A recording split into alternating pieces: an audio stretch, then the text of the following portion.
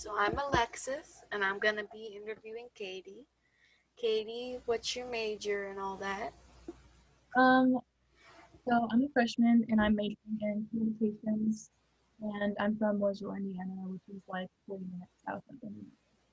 You got really echoey. What are you majoring in? Communications. Ah, gotcha. Okay. Okay. So, how'd you end up here? So I actually really wanted to take this class. I'm friends with a girl that's also a freshman in the honors college, and she was telling me that about the class that she got put into. And I thought it sounded super interesting, and my interest was especially piqued because of all of like the protests and anti-racism that we've seen coming out of 2020 with George Floyd, Ahmaud Arbery, Breonna Taylor, all those things. So I like basically scheduled my thing as soon as possible so I could get into this class. I'm very thankful that I did get into it. Oh, that's nice. What'd you expect, like, coming into it? Like, what'd she tell you about it? So she basically just told me it was like what it was called so I could get into it, but she told me that it was like a anti-racism class.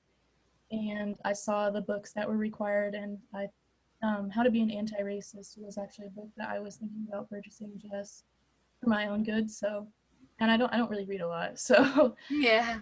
I'm glad that I don't know. I saw those things, and so that basically made me want to take it. That's really cool.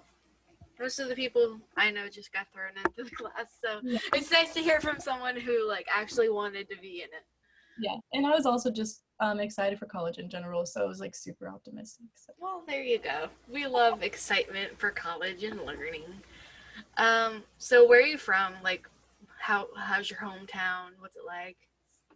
So Mooresville is, like I said, about 30 minutes south of Indianapolis, and it's a very predominantly white. I think I checked the census in the summertime, and it's 98% white. Ooh. So yeah, so, it's very common to run into people that are super closed-minded and old-fashioned and racist. So I was also excited to take this class just so I could have a more educated, um, I guess, point of view when trying to have those discussions with people, especially because my family themselves are Trump supporters, and Lovely. yeah, they don't think that oppression is a thing anymore. So, yeah, my hometown is basically your standard small white town that Hmm. I'm out of. So, So, like, how do you think, like, growing up with a family, like like that, how do you think it, like, affected you? Like, how did you, like, escape the closed-mindedness, if that makes any sense? yeah, I know what you mean. I honestly think about that a lot. Because my parents, while I wouldn't say that they are 100% racist, I know that they don't have ill intentions, but they definitely are just, prejudiced.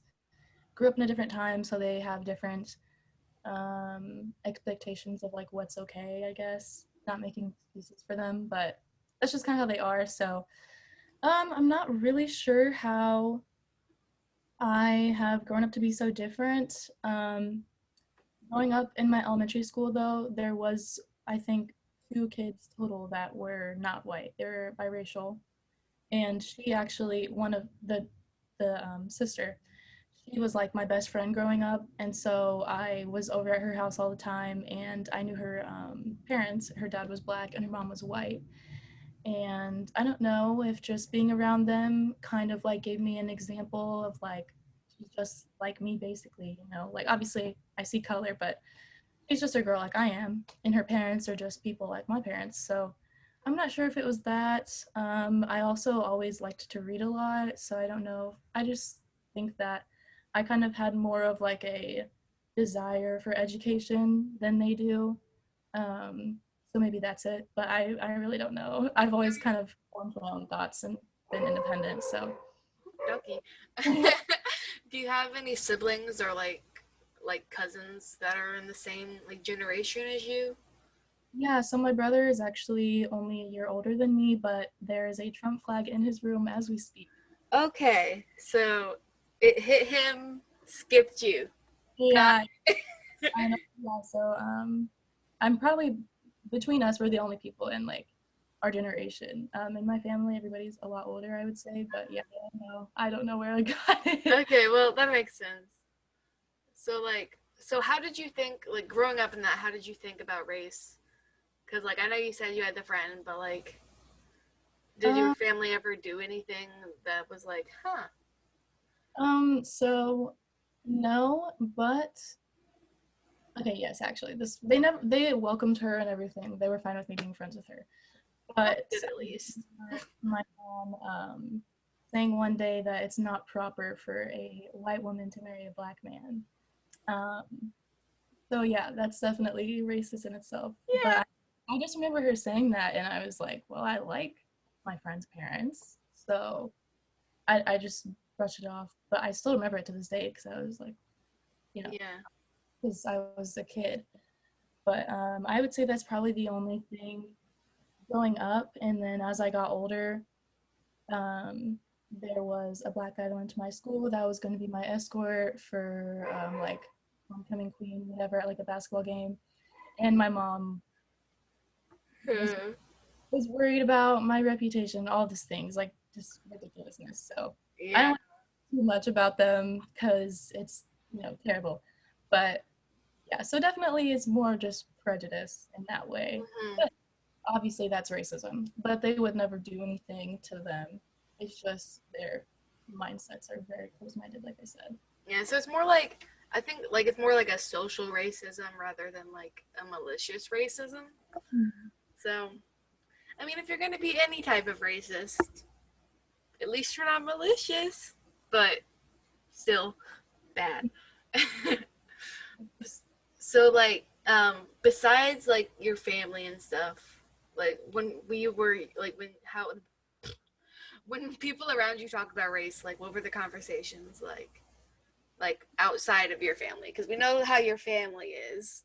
So like, how did like people at school or like teachers or like friends? So I think any other place I would have talked about it would have probably been school. And I think a lot of the conversations were just like, why do insert black people or Asian people, whatever, like why does this group care so much about blah blah blah? Like in my school in particular, a bunch of girls had went on spring break. This was in high school, and they got in cornrows, and some of the members of the black community in my school were like, that's cultural appropriation. Like you won't even acknowledge that that came from like my culture. And so a lot of the conversations were just like, why do they care so much? It's just hair. So like a lot of it I would say is just an overall like lack of empathy and lack of like just education on like why that matters. So I would say it's more just like people being clueless, not meaning to, be offensive, but like they still are and don't understand why. Yeah, I feel like cultural appropriation and like stuff along those lines is something that like we should be taught more because Yeah. like there's a difference between like the appreciation and appropriation Mhm. and stuff like that. And like even if like so if you have the hairstyle, I know it's like you're not making fun of them for having the hairstyle, but if you're just like, oh look, I'm so cool, but like you look down on them when they have that hairstyle. So I think that's why it bothers people so much.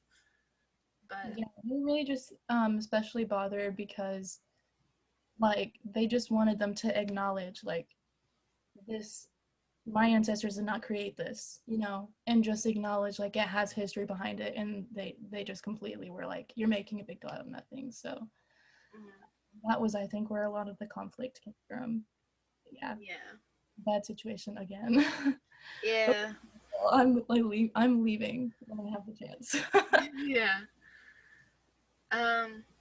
So have you like experienced or witnessed any racism? Like I know with like your family and stuff said stuff about your like your friends' parents, but like and your reputation and all that. But like other than that, Is there like any big moments? I would say one moment for sure that I think about probably still daily is so these people had started an initiative called March on the Suburbs. So that was this summer, like 2020. I was probably in like July, Mm-hmm. and they hit areas like it was peaceful protests in Plainfield, Mooresville, maybe like Barbersville, I think, just little small towns outside Indianapolis, I guess. And so the one in Mooresville, I originally was not going to go to because there were so many threats, first of all, like shooting threats. But my friend and I decided to drive through and see what it was like because we really wanted to go. Mm-hmm. And when we saw the amount of like counter protesters, we were like, we have to get out and like get on the Black Lives Matter side because this is ridiculous. So I would say the most racism, blatant racism that I have experienced was there. There were people with white pride shirts. Mm. There was a guy, and I was with one of my other friends who's also mixed, and she was like standing there with her mom, and her mom's also white, and there were people literally just screaming at her, telling her to go back to her town, that she doesn't live here, she doesn't go to school here, and people were literally telling her mom that they didn't think that her life mattered. Like, imagine being her mom and your daughter is right next to you. Like, that was just because she was Black. People think that she wasn't from the area. People thought she didn't go to school, and she had gone to school there her whole life. She had lived Yeah. her whole life. So that was um, just something that really took my breath away because I had never heard anybody speak to her like that. And just a cherry on top, I guess, was while I was there, somebody had screamed something and I said something back, and they told me to get my citizenship. I'm white, but I guess they thought I wasn't. So that was another thing. It's just like Huh. our base. You're just judging these people by the way they look and Yeah. assuming where they're from. Like that was just. Wow. Oh yeah, That's wow. I can't even. yeah. So that really, and it just opened my eyes a lot too because it didn't really offend me because I know that they had bad intentions, but like I'm from here, but like the fact that their intentions they set out to like alienate me was something Yeah. that because like other people have to actually deal with that, and I've never had to. Yeah. Like I've seen the videos and stuff, but like to see it in person, wow. Yeah, it's very eye-opening. That is where my overall dislike of Mooresville really became because my whole life growing up here, it was very welcoming to me because of who I am. But yeah, after seeing that, I Yeah. Wow, I'm sorry. it's you know it's just the way people that were raised here and they're very isolated from other Yeah. cultures and religions and things like that. So Yeah. So, kind of on that note, 2020. How's that been for your perception of racism and anti-racism?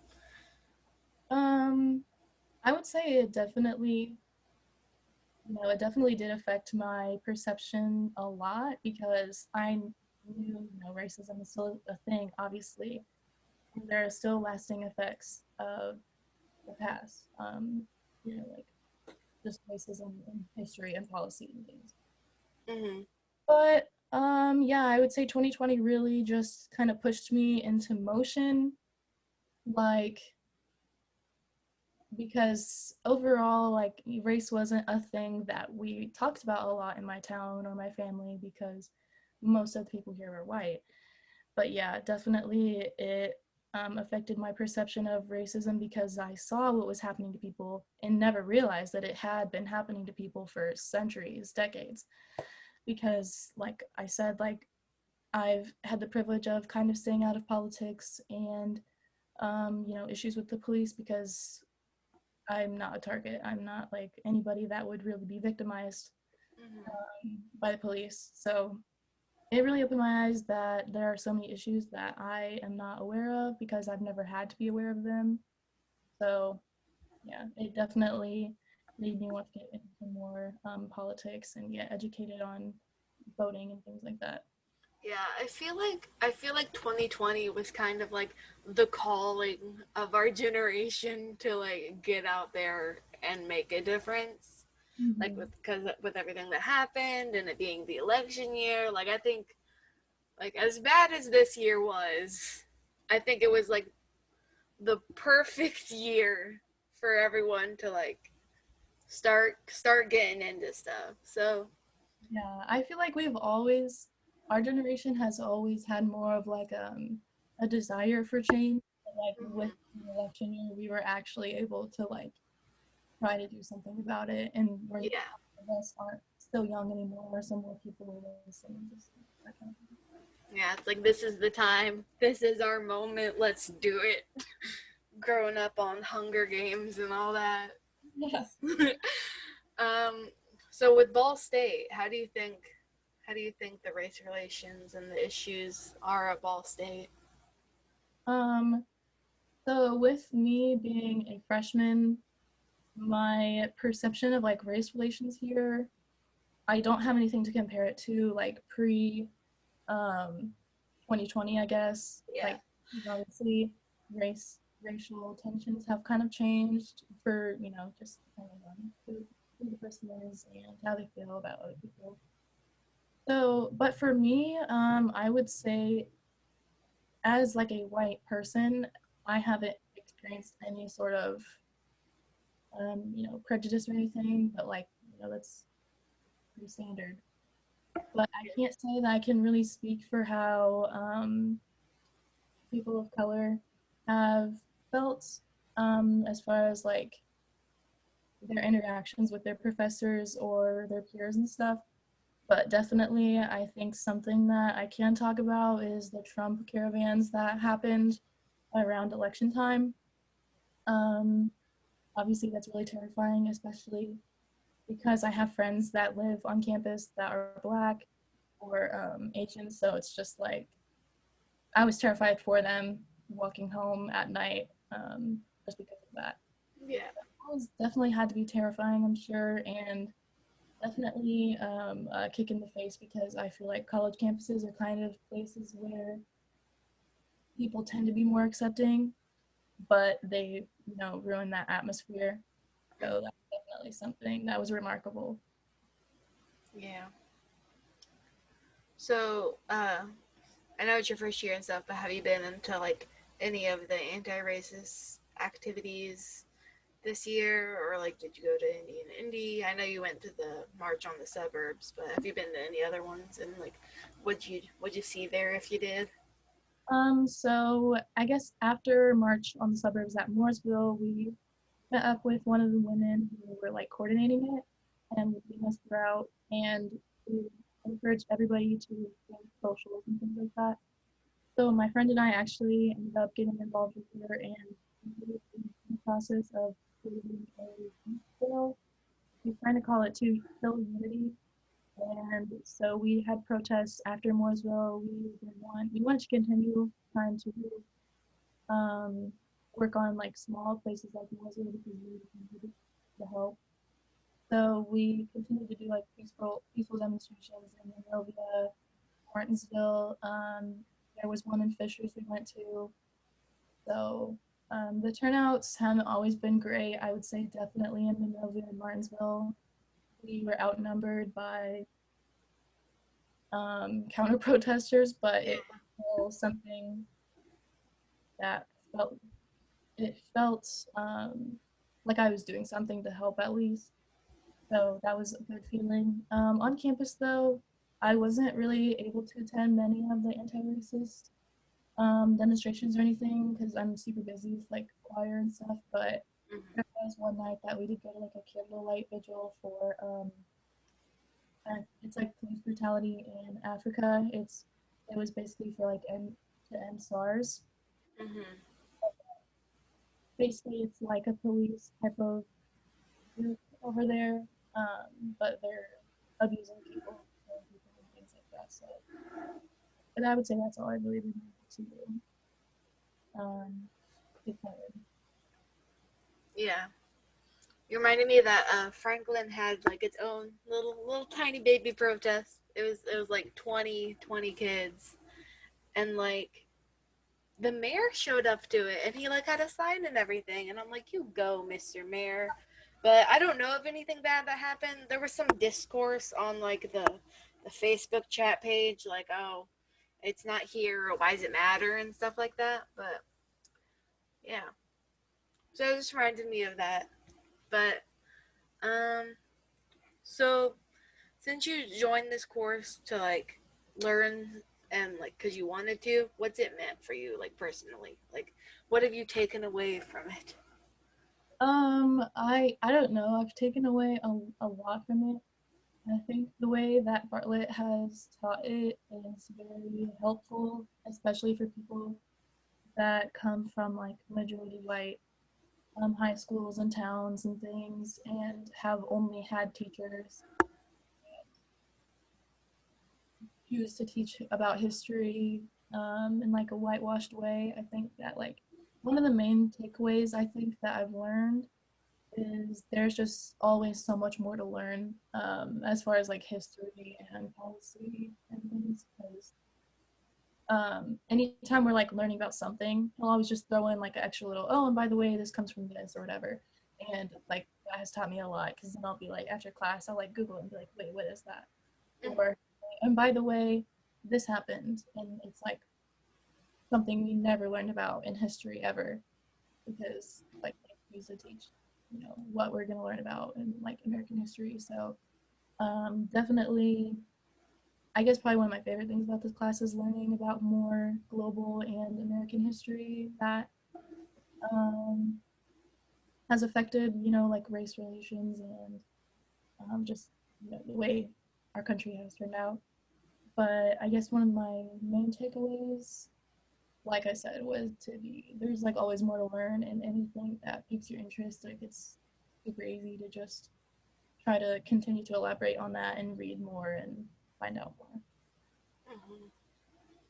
So like, what do you hope to do in your journey of anti-racism and stuff like that in the future?